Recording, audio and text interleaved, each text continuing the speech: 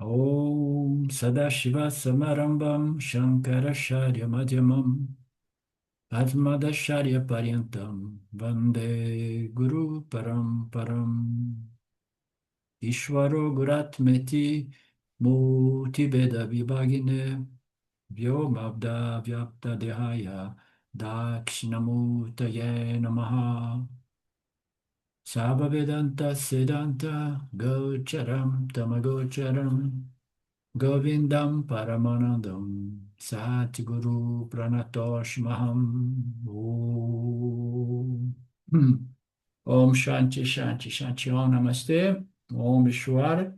We have seen last class the verse 16, and now we are moving forward with the chapter 9. We have seen basically, let me just go through the last few paragraphs here. We are looking at the rituals by which you offer food in the fire of the gods, and and there is a ritual offering food to ancestors as well. So all these symbolisms that I'm not very familiar with, and it's not essential for self-inquiry and self-knowledge. And then it said that in Chandogya, a mantra says that when you eat food, suggests that when you eat food, it's better to offer the food to the fire, which is one of the elements. And the fire appears in many rituals as a symbol of the Lord. Offer the food to the digestive fire. This is a very beautiful concept, where is this fire? It's all over our physical body. It's not only in the digestion system, but it is somehow everywhere regulating our temperature, producing fever when it's necessary and so on. So when we see a dead body, the most impressive thing is that it loses all heat.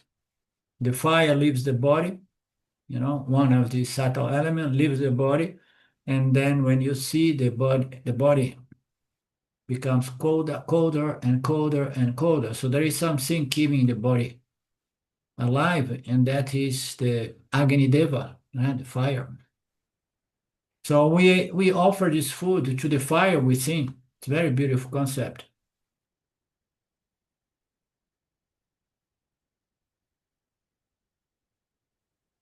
Aham Agnihi, says Krishna, I am the very fire in which the offering is done, because Agni, according to the scriptures, is Agni Deva,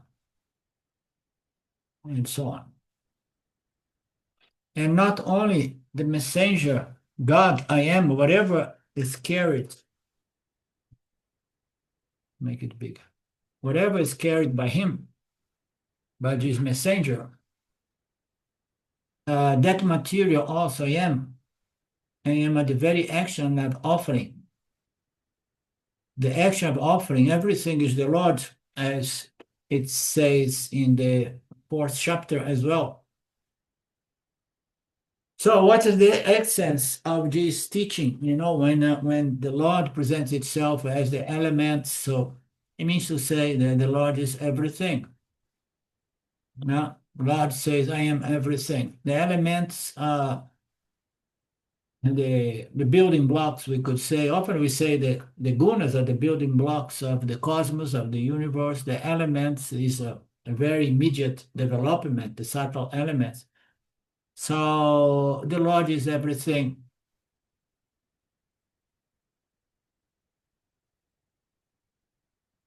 Then it would not stick to your mind. So you have to dwell on that topic. So then he said, but to say that the Lord is everything may be too much for most of us. And then it says that I am the Father in the next verse, It says, I am the father, the mother, the grandfather. It keeps breaking everything down and presenting the logic behind of all symbolisms, and so that it's not too abstract and too expensive. The Lord is the entire cosmos. So why so? Everything comes from those big building blocks called the three gunas and the subtle primary elements. So everything are configurations. Everything is configuration from those substance, original substance. And then he says, I am the father, I am the mother, I am the grandfather, and I am the dispenser of the universe. So I have to see, I was looking here to see what is the interpretation of dispenser here by Swamiji. I read this last week. Do you remember what the verse means by dispenser? Krishna says, but I am the dispenser. Do you remember? It's gonna show. Swami is gonna mention about that, but I couldn't find it. But we can see I am the father, I am the mother, I am the grandfather. So when he says I am the father, I am the grandfather, gives an indication that he is the original father because he is the grandfather. You know. So people who likes to look into how you call that genealogical tree, they like to see okay who was the original father. So he says, I am the father, I am grandfather, so I am the source, I'm the original, everything. But then he says also, I am also the mother, means to say, I did not need any mother, I am one without a second. So I'm alone, the father, the mother, and then I'm the dispenser. Dispenser, I don't know if it's the projector, the one that puts it up and sustains it. I am the one to be known. We know this concept. So if we want to know something that transforms and liberates us is to know the true nature of God. Any other knowledge will not do that job of pacifying and liberating us from all these psychological problems. So I am the one to be known if your goal is really to be free from the samsara sickness. So I am the auspicious one. I am the word Om as well, Rigveda, Samaveda. So I'm the very source of all knowledge. Yeah? I'm the source of everything that is fair and good, auspicious. I am the source of love and the order. I'm the source of all intelligence experienced by all human beings. So it's not that Krishna is suffering of a superiority sense of complex, becoming a narcissist, such as some politicians. No, he is stating for those rare individuals that understand that there is only one reality, and that reality is consciousness, which is identical to God, and it's better we understand it as God. God the creator and God as Sattva Guna, but God as well as limitless, non-dual, attributeless consciousness behind Sattva Guna.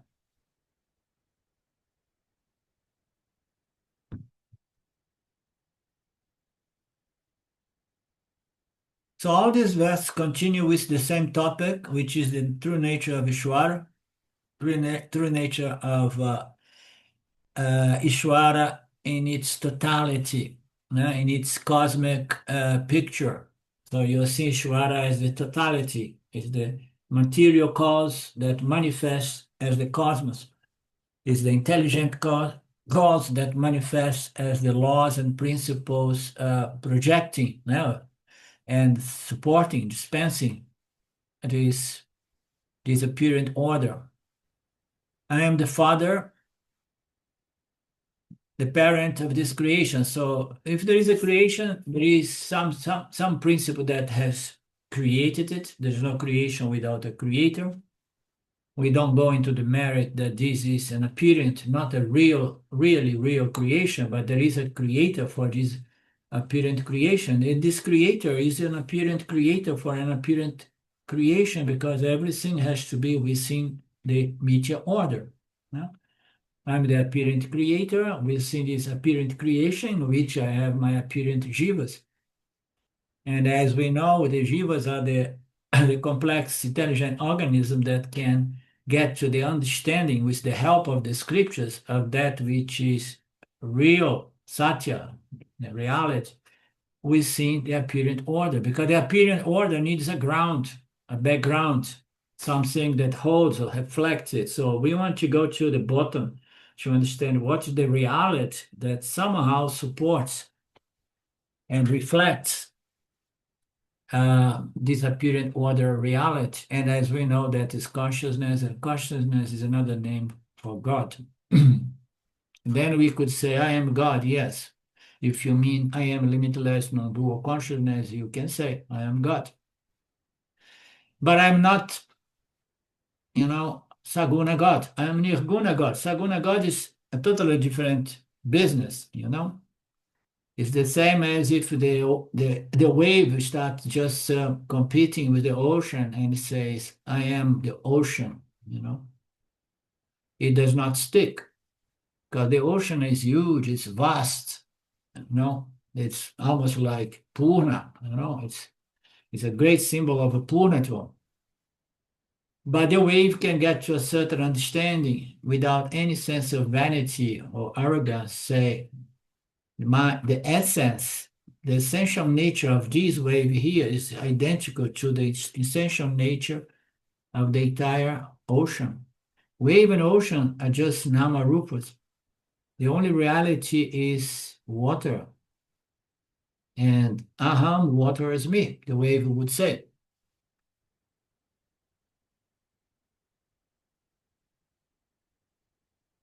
So the whole creation has originated from this water, from this consciousness. And this father does not require mother.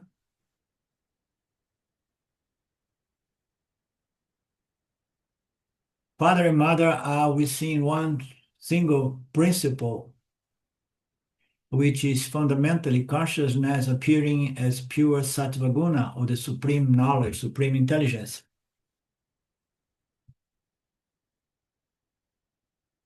Which means I am ninitta karana. I am upadana karana. I am the intelligent cause behind everything, and I'm also the material cause behind everything. Therefore, Abhina Ninitta Upadana Karana Asmi. I am the intelligent cause, I am the material cause of the entire universe.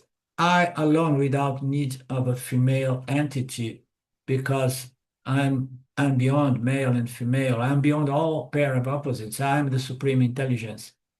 No? Then the next question is, we will ask, if God is the father of everything and everyone, who is the father of God, the grandfather? So in Hindi, who is the father of God? A little Hindi. Do not ask from me more in Hindi. So who is the father? I am the grandfather. So don't ask this question. That is the bottom line here. Don't bring this question. And to avoid you bringing this question, I'm already saying that I am the father, the grandfather, and the grandfather.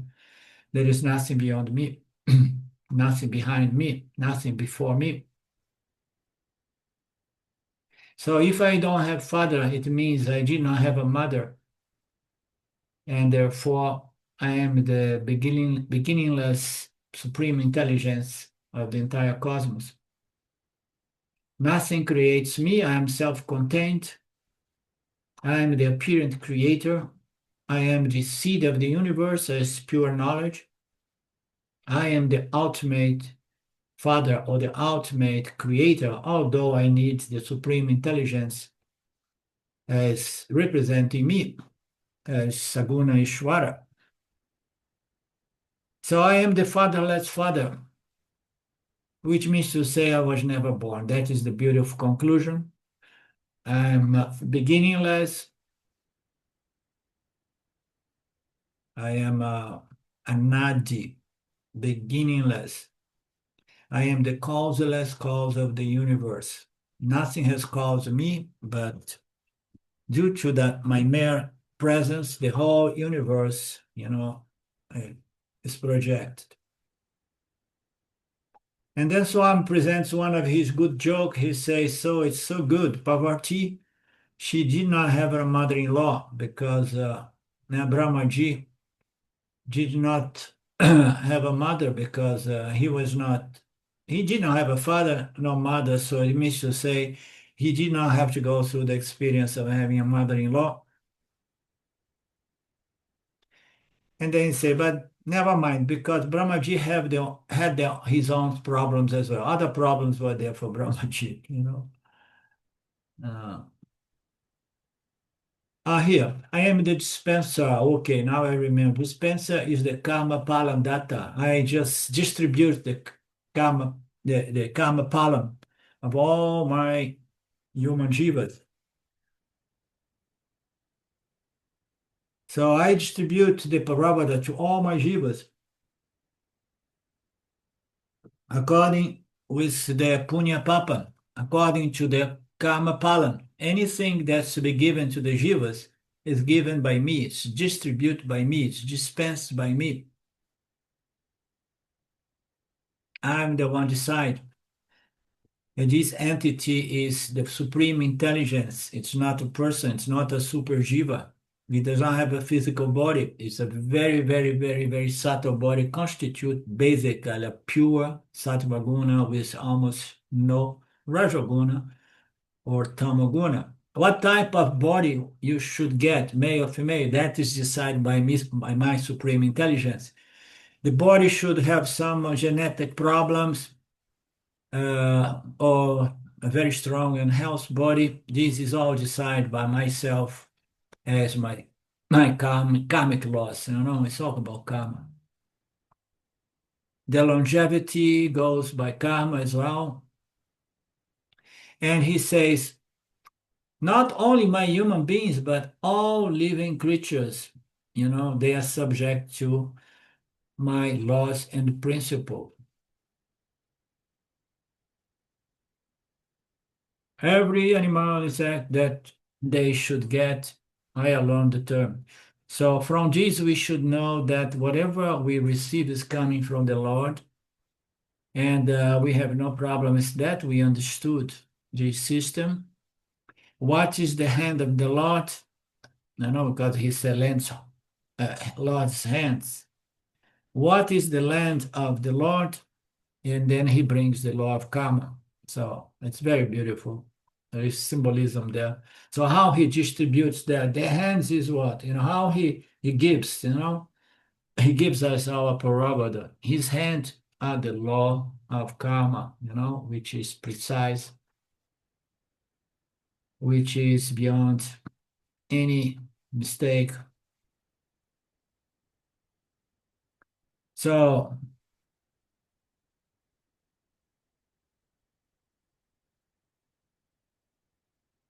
it's not the whim and fancy of the Lord. It's not that he gives out parabhadas, according to his preference or any other thing. So if that would be the case, and then there would be a room for corruption, like we see in all governments. The moment that the government becomes too powerful, centralized and controlling, and then it has so much power that people are willing to give everything for security, everything, for security especially. There is a beautiful saying, if you give away your freedom in every sense for security, for the security promised by the politicians, you're going to end up without security and freedom. So there is no room for corrupting Brahmaji because it is a system. It's not a person moved by karma, by ragadvesha, by giving something that we are experts that will not, that kind of politics will not work with Brahmaji. That's the point here. Therefore, according to the law of karma, the Lord says, I give everyone their parabada. I give everybody the fruits of their behavior, of their actions, of their thoughts, attitudes, and so on. When I do that, it has to be timeless, timely precise. People, oh my God, what is my moksha? It's already late. It's now manifesting, you know. So it just comes when it's timely, precisely designed to be so, which is the system. You know, we don't understand when, wow, what happened, why it came now, why it came too soon, why it's taking so long, why, why?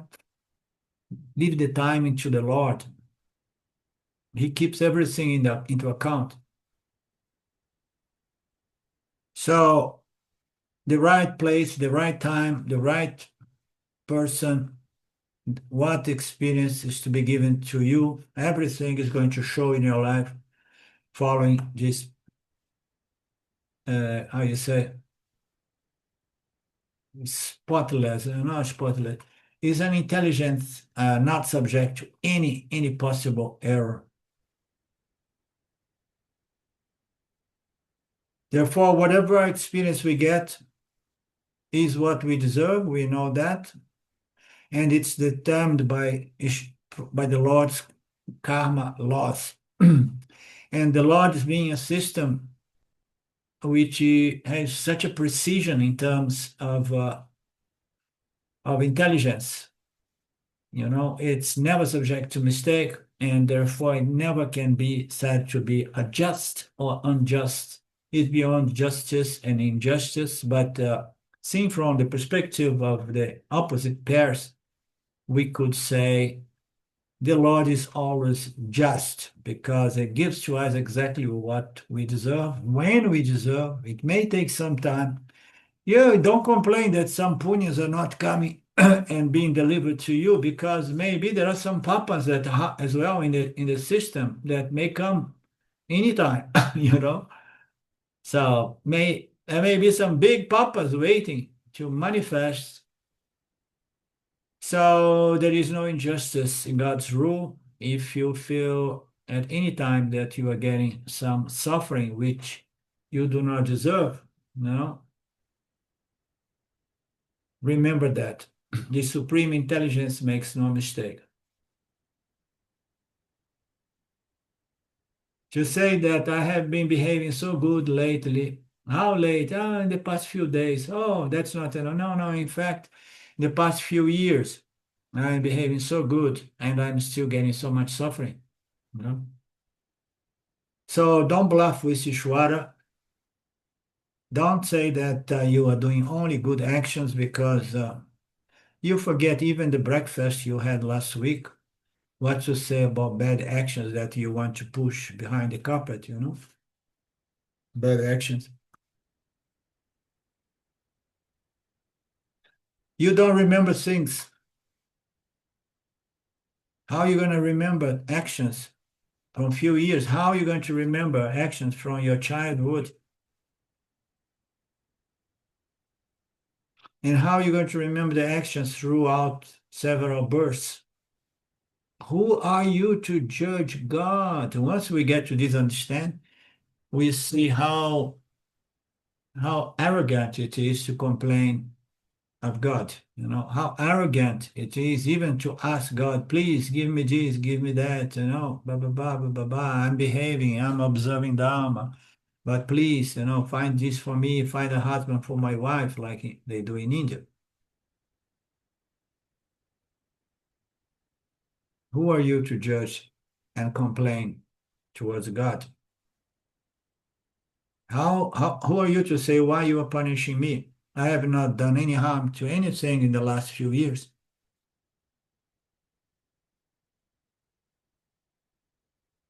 It means that the person has an understanding of a lot, very, very superficial and infantile, and they don't understand that God, if we want to to understand God on a deeper level, we need to understand that it is the entire set of laws and principles, and that goes also into the karma laws, which means the ethical, moral, spiritual laws, psychological laws. Everything has to be looked and accounted as our parameters are distributed.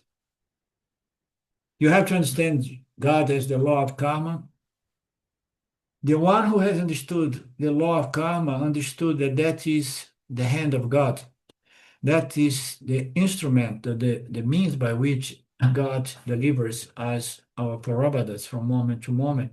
Therefore, such a mature devotee of God will never ask the question, why me, why me, why me?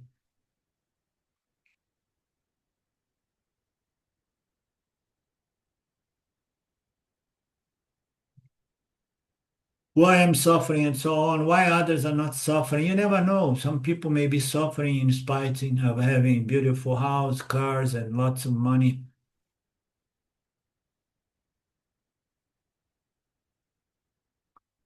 So two types of tragedy, one can say, with G's approach. One is one is bad happening. One tragedy is bad things are happening to me. Greater tragedy is to look around and say good things are happening to others. So I say, oh my God, it's so unfair. I'm so good, and these things is being delivered to me. And the ego is so tricky, so smart to somehow to protect its self-image, developing good notions and ideas about itself, and say, why people, are not loving me? You know? So why I'm not happy? Why they are not really, appreciating me? Why me? I don't deserve it. Why? Because my ego has really wonderful ideas about myself. Given by a just God, there is no injustice. So get it. Whatever is the news item you read, the innocent people are suffering, it is due to karmic laws. That's the big one. Because everybody is going to suffer empathy when we get to know that a lot of innocent children are being abused by a lot of people in different means, different ways, tortured sometimes. So there is so much things that appear to be unjust. And to keep this perspective of knowledge allows us to understand that that child was not born a few years back. That child was born sometime for something that some says my first birth, but there is no such a thing as the first birth. It's all cyclical. The child, we maybe said that, it was my first birth as a human being. It was, a few thousands of years ago, before I was in the vegetal reign, as plants and trees, or in the animal. But before, I have been already born as a person. But then it did not work for me. I went back to the vegetal rain, animal rain. Sometimes I dropped into the mineral rain. You understand? So how are we gonna say? So, you know, when I was born, really. So whatever is happening to keep this perspective in spite of our sentimentalism in respect to the so-called injustice done in the world. So, and then what are all these criminals? What are all these politicians oppressing and destroying, doing all kinds of atrocities and, how you say it? There is a word nowadays that genocides here and there. It's the most common thing. Why God allows these people to do that? So God needs to have people delivering, papa to people that needs to go through that kind of suffering. That's the only explanation we can really pacify our minds. Still, we may feel empathy for the people suffering, but we never should doubt God because we have a very profound understanding about the nature of God. Kama Paladata, and he needs other people, The same, sometimes I heard Swamiji saying, but God has created these mosquitoes that transmits diseases and some people die and this and that. I say, yes. So these mosquitoes are God's creation to deliver us some papas that we need, you know. Likewise, these cruel people are there to deliver some papas that some human beings need to somehow to balance one's karmic account or something. Does it make sense, Mark? Yeah, it really does make sense. It's the only way of really making sense of the world at the moment to Definitely. understand this law. Yeah, definitely. Well said. I'm the ultimate thing to be known in the servants 13th chapter. He's going to call Jenya, I don't know, Venya. In the third, I don't know how to pronounce this. In Mandukya, it is Vijnanyam. So the ultimate thing to be known means to say Vijnana, the thing, the real deal to be known, knowing which alone your intellectual quest will end. Your emotional quest, your emotional suffering will be end as well. Because one thing is to know, and then another thing is to reap the fruits of that self-knowledge, which is the removal of samsara, which is the psychological suffering experienced by nearly all jivas. We have not only physical hunger, not only we have emotional hunger. What is emotional hunger? People should love me. Yeah. Give me, give me, give me, give me, give love, attention, respect, and so on.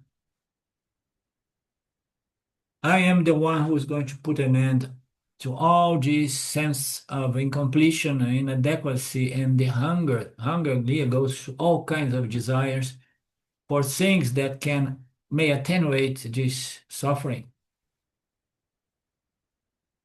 Emotional hunger representing this needy personality.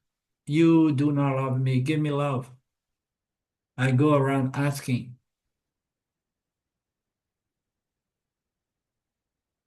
And then we keep saying to other people, oh, I love you, I love you, I love you. And then somebody turns and say, I love you too. And then I say, oh, this is a possible candidate.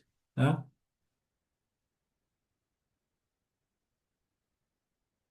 If people do not tell you, if your husband or wife does not give you back, I love you too, and then you get shake. I think I shared with you about this, I love you, I love you, I love you, which is very common in the USA. There was some time that I was playing with it, and instead of answering I love you too, I was saying thank you.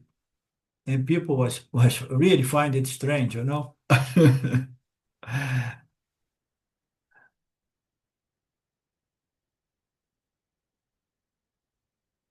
So we have this emotional hunger, needy, and we have the intellectual needy hunger as well.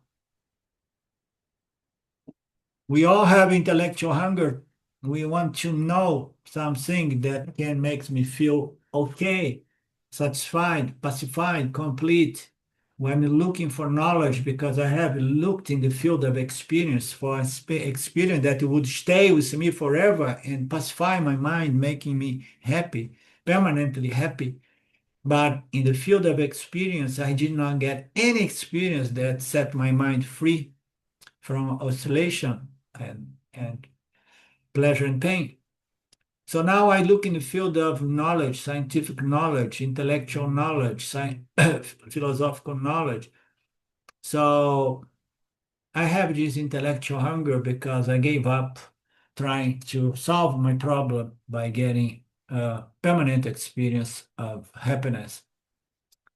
So my intellectual hunger now went into philosophy and wants to know God, wants to know the origin of creation and who is this God, how does God govern this creation, and then I want to know what am I?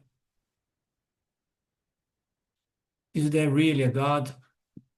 What's the nature of this God? All these questions.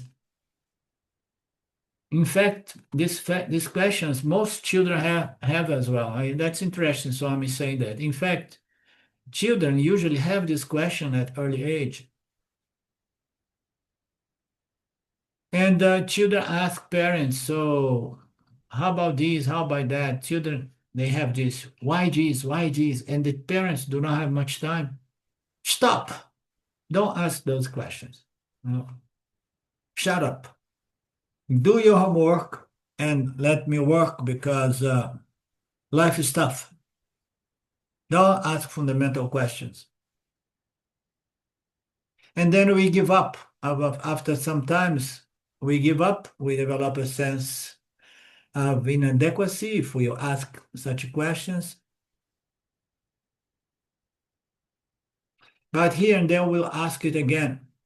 This most fundamental question. I am hungry. I need to quench this thirst for knowledge. Therefore, this, okay, I am the knowledge. Now he was saying here, Yenaya, Imandukya, this I am the ultimate thing to be known. So everybody wants to know something that will put an end to this desire to know more as a means to pacify oneself, free oneself through knowledge. Otherwise, in the field of objective knowledge, the more we know about anything, the more we discover a vastness of unknowing things in that field. So there is a knowledge that puts an end on that, and here it's said to be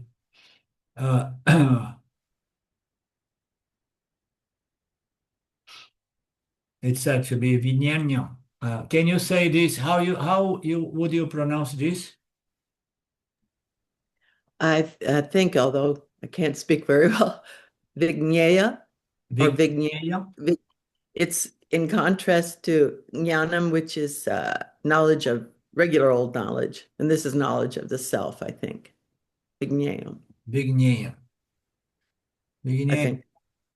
So I am the ultimate knowledge, the knowledge that is going to put an end to all desires for more knowledge as a means to quest my thirst for knowledge, make me feel satisfied. I got enough knowledge, now I'm satisfied. So as children, we have this becomes oppressed, suppressed somehow, repressed, but somehow it comes back to some of us at certain age later on. It comes back, and then you start searching for spiritual knowledge. You have those spiritual tendencies already.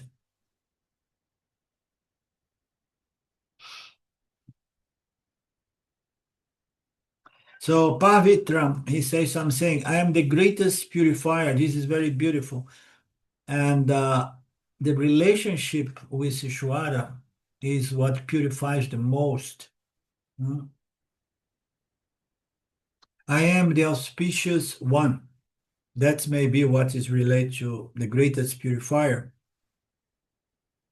I see what Swam says here.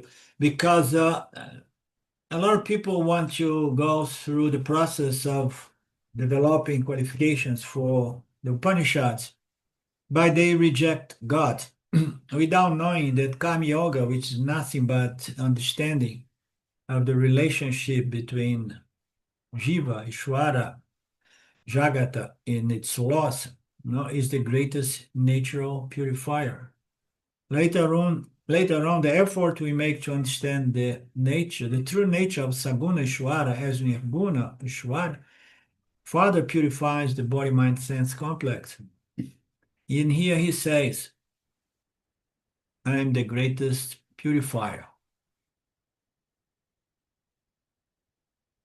What is it?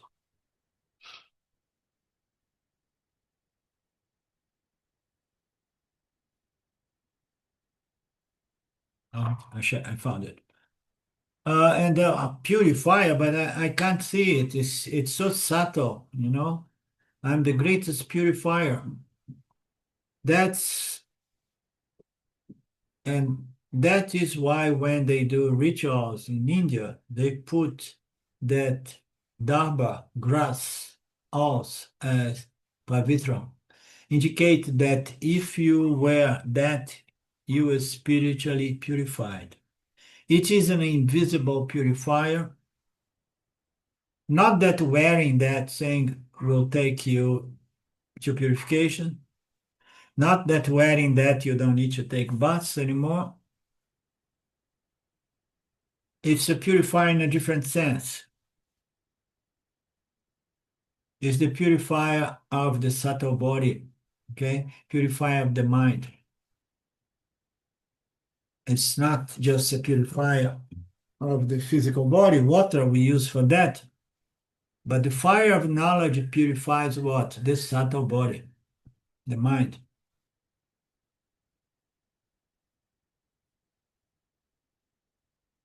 Therefore, the knowledge in respect to the true nature or the apparent nature of Ishvara is the greatest purifier, the greatest pavitram.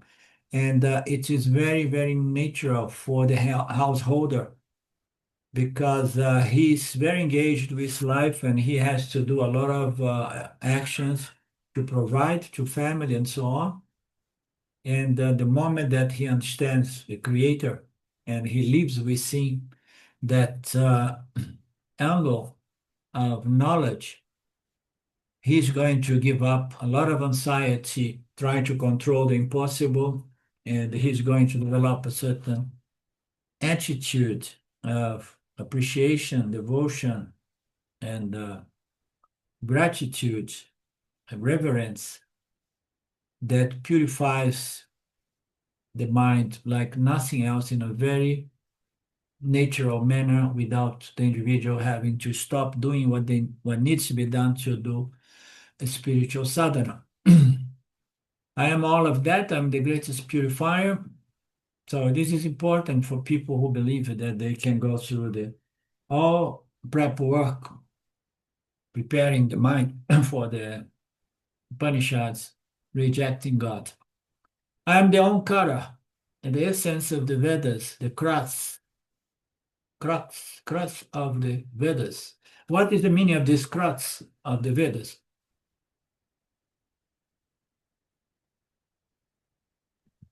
It's like the essence, the essential bit. Okay. I am Omkara, which as we know is a very one of the most more concise symbol of God, the Creator. So Jesus said everywhere, the Vedas,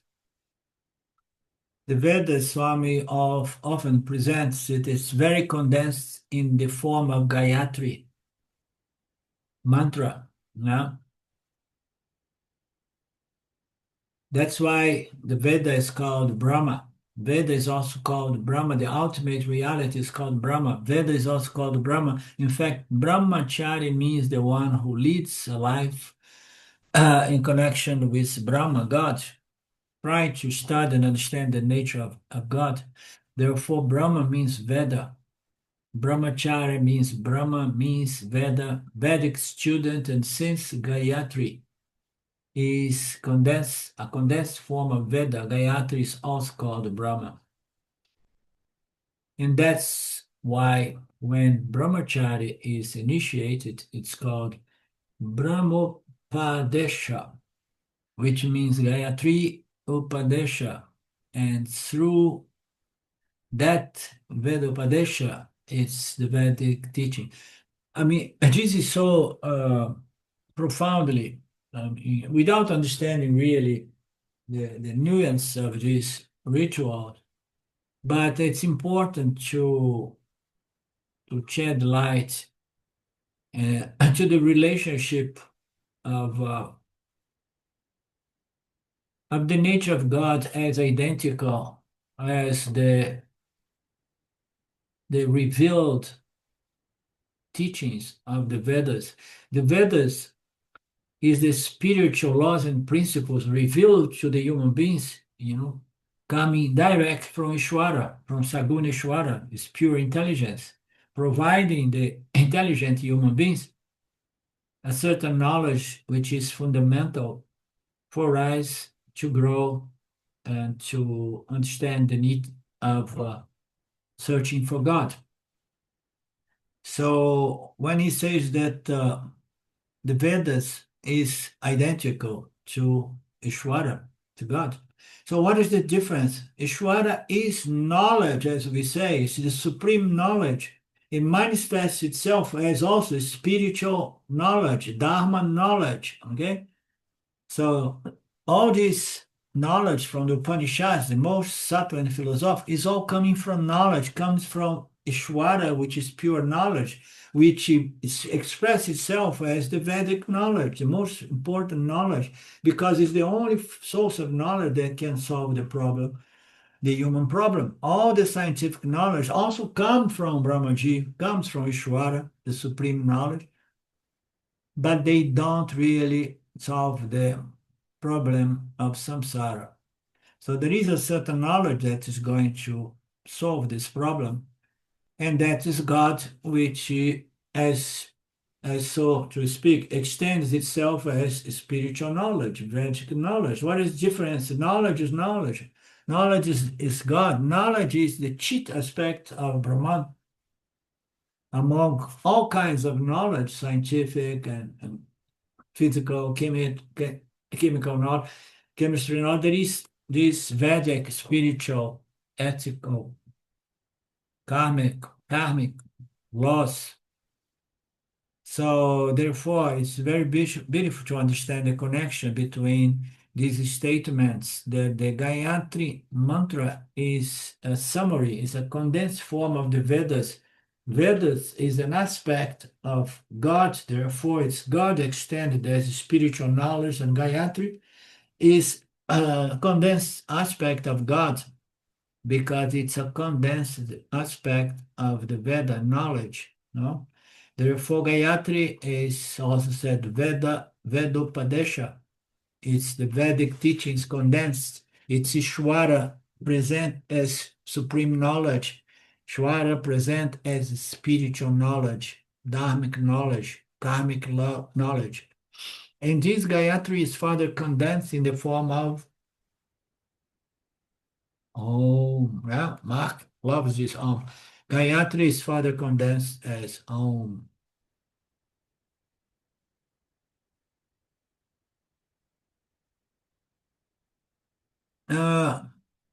It's getting smaller, smaller, smaller, condensation of everything. He makes some reference to tape recorders that are getting smaller and so on, technologies and so on. The scriptures also became very, very small from the large Vedas and now Gayatri. Now the micro condensation is only Om. Yeah. It's further condensed. Psychoship, microship, and from each one letter is taken to A, U, O, A, and then they make Om. Combination. We have seen that in Mandukya.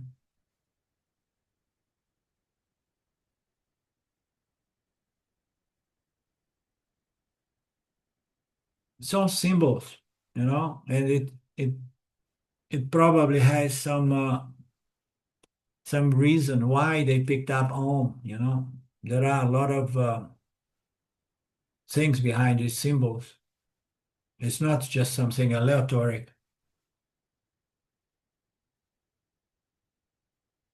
Keeping that in mind, some people write spelling Omkara, also Aum, to connect A to U, yeah, A to M, you put But the problem is once you write Aum, how will you pronounce Ayum?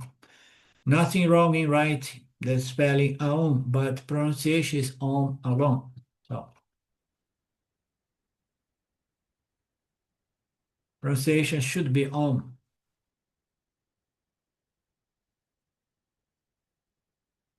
Therefore, Om becomes what? The condensation of huge voluminous Vedic literatures, all condensed in Om. And when we say Om, we are just remembering the teachings, the Vedic teachings. How powerful should be this mantra? And therefore, Krishna says, that is myself as well, in the most condensed form. And once Om is diluted, what will happen? Like you have the fruit juice, keep in your fridge, and thereafter you take a spoon and just add some water, and then you make you have the fruit pulp, condensed pulp of the fruit. Add some water and make a beverage. So you expand that. Om is that can be expanded, such as in the Omkara in Mandukya, no? And then we get the Vedic teachings there.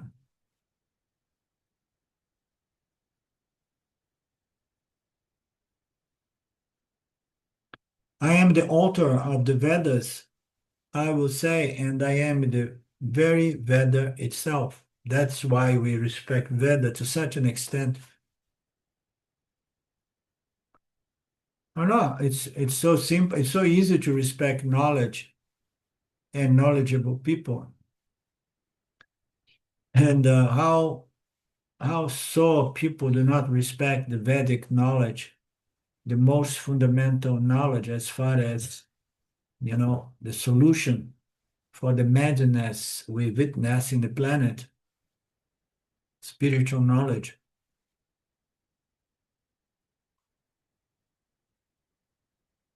So spiritual knowledge is God. God is the supreme knowledge, intelligent. God is Chit aspect, the Chit feature of Brahman. And because of that alone, in the Sikh religion, the Guru Grantha is worshipped because Sikh tradition is Vedic tradition only. In fact, the very word Sikh is what? It's not sick in the sense of being ill.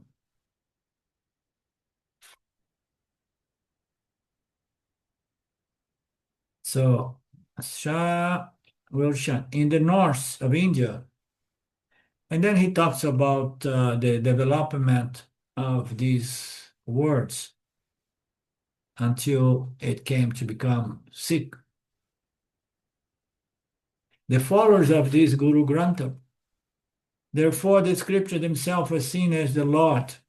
In our tradition, I am Rigveda, I am Samaveda, I am Yajurveda, says Lord Krishna.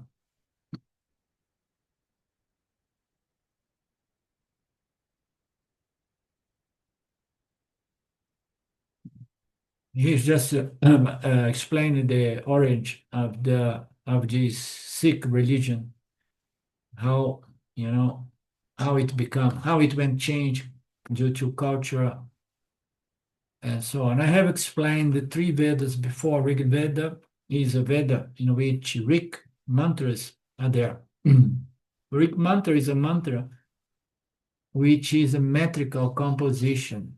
This is also an interesting topic, not relevant to self-knowledge, but informative.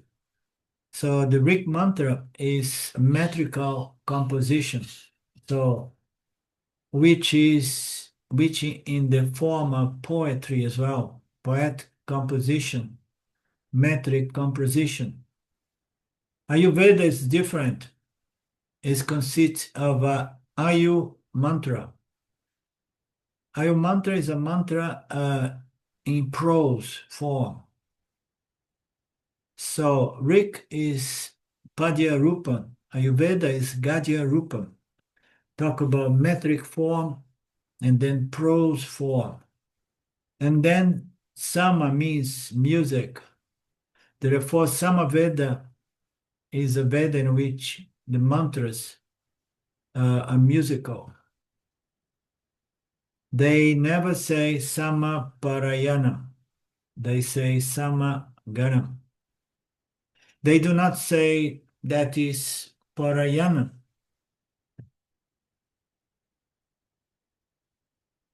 And he says why they present. He mentioned this verse only 3 Vedas. I think you also know what is the fourth Veda, no?